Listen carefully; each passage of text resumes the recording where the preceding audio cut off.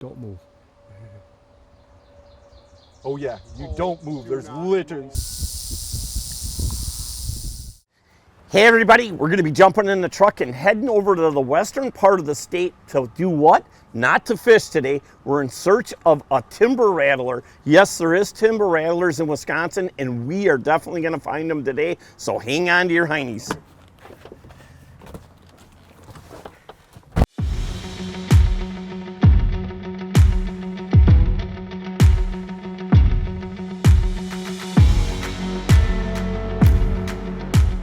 Now sometimes when I've hiked out here, they'll be sitting coiled right next to this little trail. So keep your eyes open. They like to sit in ambush posture next to logs. Oh, really? So they'll sit with their head next to a log. Rodent comes running across the log, wham, grab it.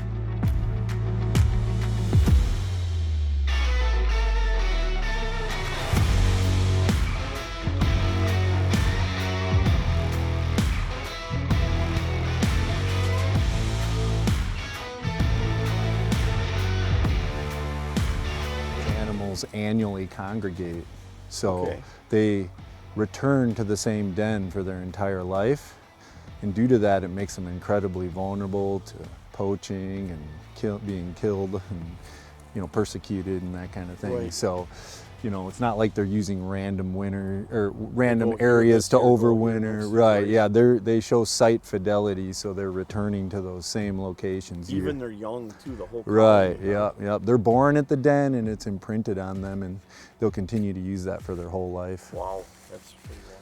Yeah, so anywhere from here forward, you got to really just take it a step at a time, and they blend in with this stuff. It's really incredible. Good, huh? So, there's one right there. No.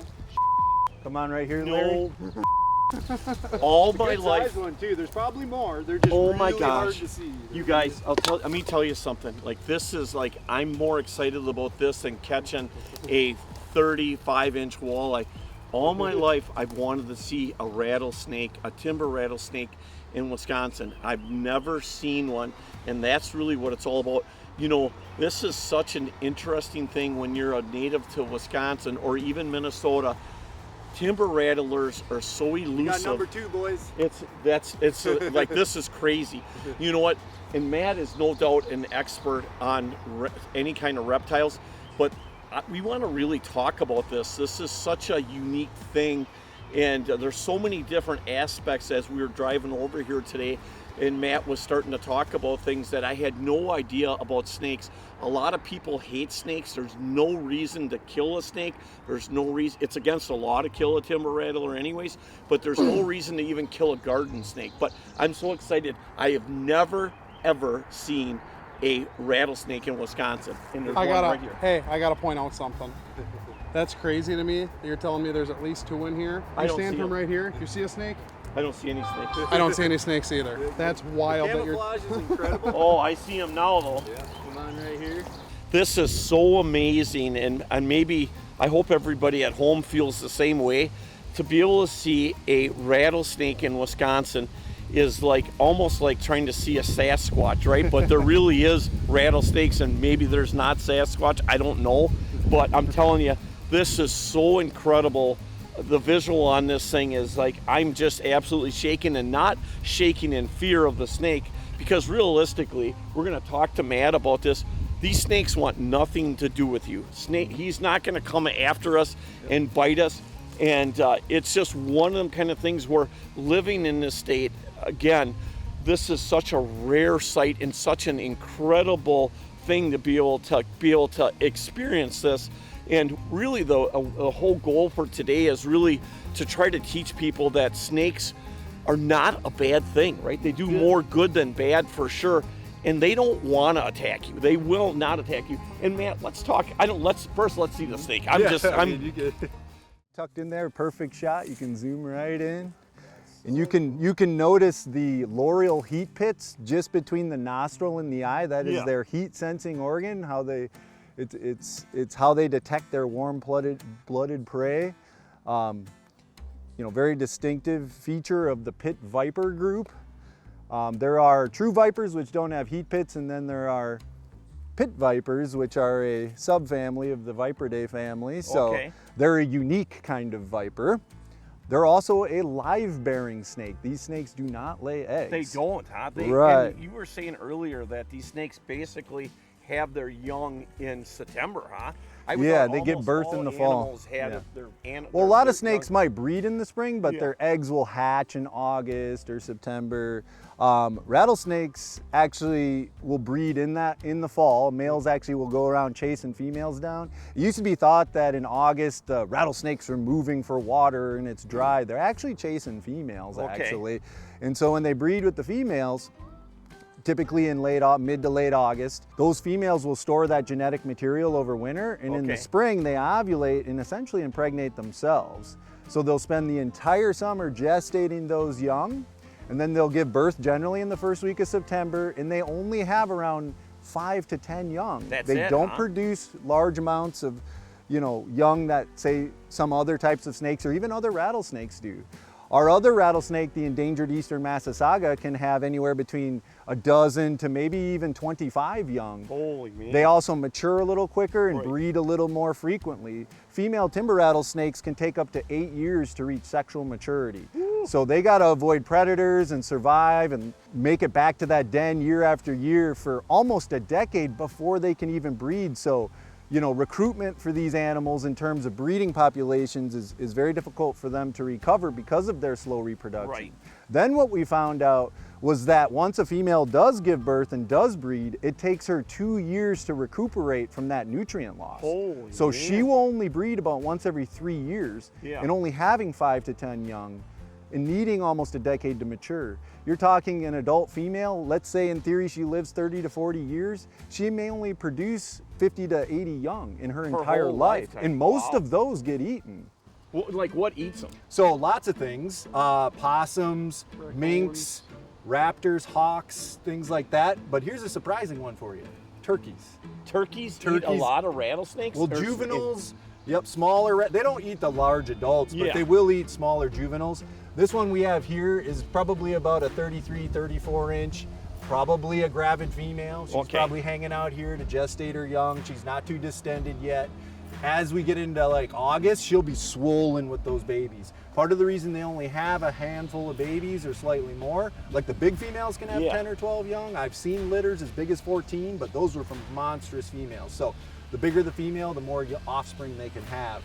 But a smaller female, like I said, 6 to 7 isn't uncommon, but the babies themselves are typically from 7 to 10 inches in length. They're quite large. Holy cats, for a that baby is big, snake, right? That's why they don't have too many, because they're a little bit larger. Whereas baby Massasauga rattlesnakes, for example, are quite a bit smaller. They tend to be maybe 5 or 6 inches in length. When we're looking at a snake like this very well could be a 15 to 20-year-old snake. Holy man. This is not a young snake by any... And here's what's crazy to me. She's obviously fully aware we're here. Yeah, 100%. Has not flinched. Yeah, doesn't flinch. This one was a little skitzier, but it was on that little ledge there. Right. So I didn't want to spook it or scare it, too much. Is that pretty typical? That's pretty typical. To just completely stay still? Let you walk right by them. That's the best defense, I suppose. Absolutely. Right. Their camouflage is key. Many people will walk by them and not even notice. In fact, I did an experiment. I was in a state park once, and I was walking down after a survey, and I saw one stretched out about 3 foot off the trail on some leaves. It wasn't even coiled. It was just stretched out sunning itself. I watched 27 people walk by it and not see it, but that wasn't the surprising part. The surprising part was the 5 dogs that went by and didn't notice it either. Whoa. Really? Yeah, that was crazy. That's interesting. Yep. Here's another interesting thing. Again, this Matt is a wealth of knowledge. I'm telling you, like we fished with him flatheads, and the amount of knowledge that he had, honestly, last year, I'm not just saying this, you guys, I literally had tears coming down my eyes, because I hate to say this because he's standing here, but the man is like a diamond in a rough. So on the way over here, he was talking about, like if a snake would bite you. A lot of times, and I'm going to let Matt take this over, I never realized this, a snake is basically just trying to defend itself. So basically, most of the time, if he strikes at you and hits you, it's probably going to be where he's not actually pumping venom into you. Let's talk about that. This is like, I thought if you got bit by any venomous snake, you were done dancing, and it was over, and he's going to pump all that venom in you. But let's talk about that. That's so interesting. Absolutely. So, I mean, as any, you know, highly venomous creature, whether it be venomous snakes or some of the crazy spiders or, you know, different like crazy octopus in the blue-ringed octopus, or just various venomous creatures. There's even venomous lizards like Gila monsters. Obviously, venom potency can vary from species to species. But the key point is these animals behaviorally are very defensive, right? They're shy, they try to stay out of the way of predators, human beings, whatever. They keep to themselves. They're not aggressive creatures. Again, they're very reactive to any potential threat in their environment. Now, their venom is primarily a mechanism for capturing their prey and acquiring food. When we think of a poison frog in the rainforest, right? Highly toxic, tiny little bright colored frogs, right? They don't use that poison to acquire food. They use it for defense, right? Snakes are using their venom to capture their food. They bite a mouse, they bite a chipmunk, it runs away, it's dead within 20 feet, then they can track it down through olfactory scent and then consume that animal. That venom can take down that small prey item very quickly. But someone like you or me that has a body weight of 150, 200 pounds, 300 pounds, whatever we might be, that venom isn't going to cause a fatality very quickly or immobilize a significant threat to that animal. So they don't generally utilize that venom to defend themselves because it's not a useful tool to defend themselves. Right, and they're not going to eat you. Right, and as we touched on earlier, since that venom is for their food, it's a precious commodity, it's physiologically taxing for them to produce it, so they're going to save that for their food, which is why most bites are dry, like you touched on before. Don't move. Oh yeah, you don't move. There's literally, step forward. Yep, you're good. Oh my God. He was coming right up on me. That is so cool. That is so cool. So, this is another female. That is so cool. I can't believe. I'm talking distracted. They love you, Larry. Right, they do. That snake was coming up to check me out. That is sweet. That is so cool. And so he got me looking. Just if you were to hang out here, I could sit right here and just watch the snakes crawl around all day. But look, I'm handling this animal. It's rattling. It's not really doing anything. See? Right. It's not biting. It's not freaking out. Now, part of the key there is me not compressing the snake, grasping it like a predator would. Right. I'm just gently... You're not a big threat to it. Right. I'm just gently supporting this animal. Now, I can tell this is a female because of how small her head is. She has a very short tail. Right. Males have a broader head and a very long tail. Well, that's crazy. Like, I would have never thought, like, that snake is not trying to bite you at all. Yep, right. Right. And you can feel the rattle there, rattling. Oh my gosh. That is so incredible. Wow. And so you can see those vertical elliptical pupils. Yep. Non-venomous snakes have round pupils typically. Okay. And you can see how heavy-bodied these animals are. Thick. Big ventral is absolutely scales. beautiful. They have that characteristic rusty stripe, rusty orange stripe, as you can see there. Right. Now, And, is that likely that snake that was there when we first came No, up? this is a different snake for sure, 100%. Really? Yeah, it's So why do you think it came up here? Just curious? just crawling up. Crawling? Right, checking Looking things for out. sun, looking for sun. Wow. Right down below us is the den entrance, so there's snakes that are typically coming in and out, you know. You can see there, nice shot. It's interesting that a snake returns to its den every year. Yep. This colony Yep. will be here every it's time. part of their ecology, it's Right. part of their life cycle. That's how I can predict these animals. Right. Every time they shed their skin, they get a new link. Another rattle. Huh? Another rattle. Well, how many times will they shed their skin? It varies depending on the age of the snake and the food intake. Right. But obviously there's a little bit of an urban legend that you can age them by counting the rattles and that type of thing. Yeah. But obviously their rattles can break. They're keratin, just like their scales. They can break them off very easily. I even found one that had its rattle completely bitten off. It couldn't even rattle at all. Holy man. It just had a stub tail, you know. Right. But yeah, these animals, we only have about 10 to 20% of the historical population left here in Wisconsin. They were bountied through the early to middle 1900s. Essentially, bounty hunters could locate these dens and collect these animals during the spring emergence, in the fall ingress. And essentially, by the early 1970s, the numbers of snakes being bountied declined sharply. And we didn't exactly know why. But as those numbers continued to declined through the early 70s. The DNR decided to end the bounty around 1975, but many, many more years passed, all the way until the late 90s. In 1998, they received a state status from the Department of Natural Resources, the protected wild animal status, which has since been modified to a species of special concern status with the protected clause, so you cannot harm them, kill them, collect them, harass them, etc. So even me handling this snake like this would actually be technically illegal. Right. But I've been studying timber rattlesnakes in cooperation with the DNR since 2002. It's been over 20 years. In fact, this figure might blow your mind, Larry. I've caught more timber rattlesnakes than flatheads. Holy man. By far, actually. Wow. That's hard to believe. So, right. Well over 1,600 in observations that I've logged through my surveys. To be fair, I've done timber rattlers a little bit longer than I've done flatheads. Yeah. But being a rare species, they're never easy to find. A lot of trips out, climbing bluffs, finding nothing. So it's very, very special to get to see these animals. This is to me, this is Yep. absolutely incredible. Mm-hmm. And I guess, you know, the whole reason doing this, you guys, is that really, I've always liked snakes, you know, and I've never been afraid of them. And there really is absolutely no reason whatsoever to kill a snake. I mean, look at they this do thing. so much good. Yeah. It's like a pet. Right, it is, and this is a wild snake, right? These are as Absolutely. wild Yep. as they get. Yep. So when you do see them, again, just they're not going to come after you. They're not there to harm you, and the only reason they would latch out to you is if you stepped on them. A lot of time, basically. yeah, they're frightened. You know, like I said, they're very reactive. But even then, like I said, a lot of those dry bites go unreported because people do get bit and they don't have symptoms and they just never tell anybody. Right. And so the statistics are a little bit skewed by that. But as you can see, that tongue is going. That's their primary way that they sense their world, through scent. And they have a special organ in the roof of their mouth called the Jacobson's organ.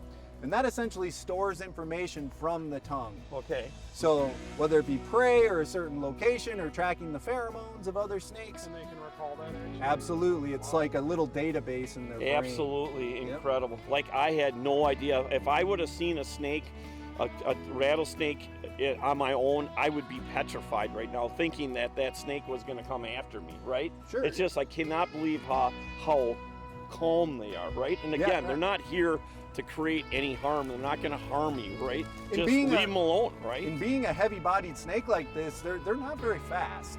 I mean, that one was just slugging along like a slug. I mean, these guys are not built for speed like, say, a blue racer Right. or a bull snake or some of the other snakes we have in Wisconsin. Even our garter snakes, look how quick they They're are. fast, They right. dart around and that kind of thing. So these guys just, you know, they're very sluggish because of their body weight and their mass. So they're just going to hold their ground typically.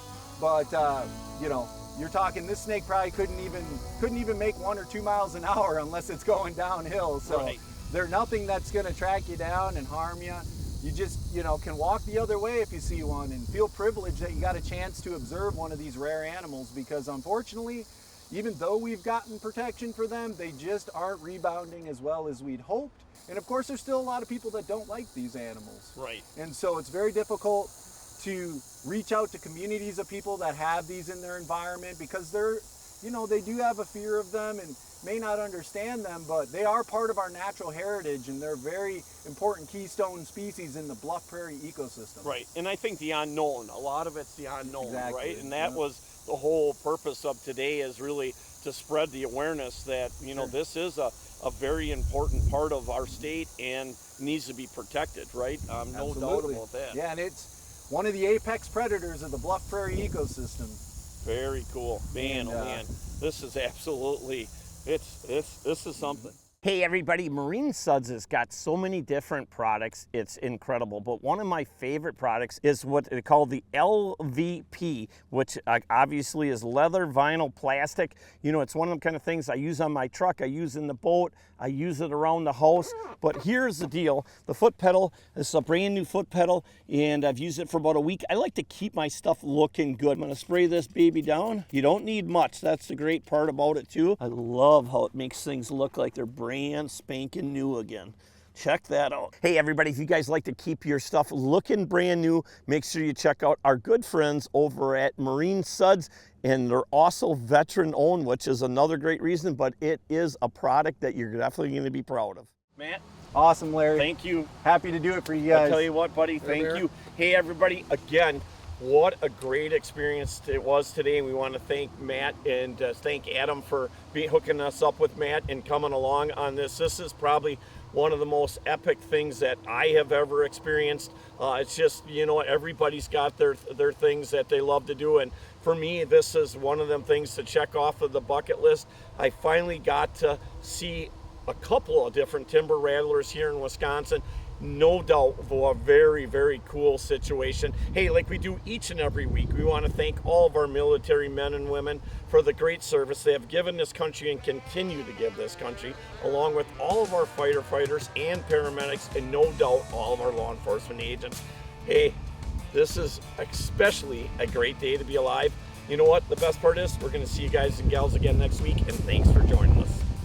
And Hunter was doing the interview, filming, you know, and Matt was talking about, and Hunter looked at me, he goes, don't move. A rattlesnake was like a foot away from me, climbed up the ledge and came right past me. That was pretty wild.